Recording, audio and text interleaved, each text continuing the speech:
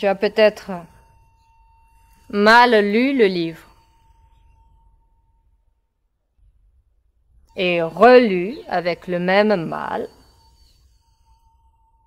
parce qu'il n'y a pas plus difficile comme rencontre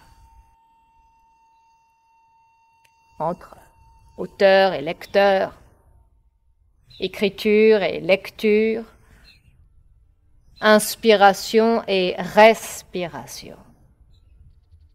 Il faut retenir son souffle avant d'accueillir celui d'un autre. Avoir les mains vides pour prendre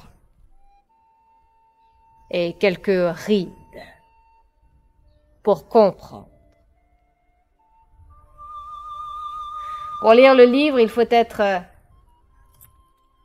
complètement disponible, libre pour lire, et lire pour rester libre, parce qu'il ne s'agit pas de n'importe quel livre, mais du livre qui délivre, avec un contenu à vivre, en partant du très bas, en arrivant au très haut, qui dit qu'il n'y a que la vérité qui libère, que la liberté qui éclaire sur ce qu'il y a dedans ou derrière, l'absolu, nous dit-on,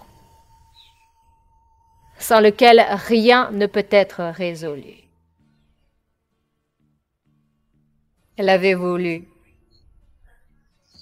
Entreaperçu à travers votre lecture. C'est le commencement et la fin de toute littérature. Il est un, unique, universel. Entre l'essence et l'existence, il y a un ciel, essentiel, existentiel, qui nous fait sentir ce qui n'est pas sensible et comprendre ce qui n'est pas compréhensible, l'absurde fossé entre le fini et l'infini. On le retrouve dans le livre, entre les lignes, parmi les virgules.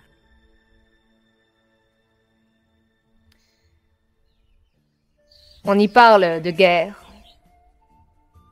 on y parle de paix, guerre contre nos propres désirs et paix par rapport aux désirs des autres. Car point de paix sans respect des uns et des autres. On y parle d'amour, on y parle de proximité, amour du prochain, proximité du plus lointain.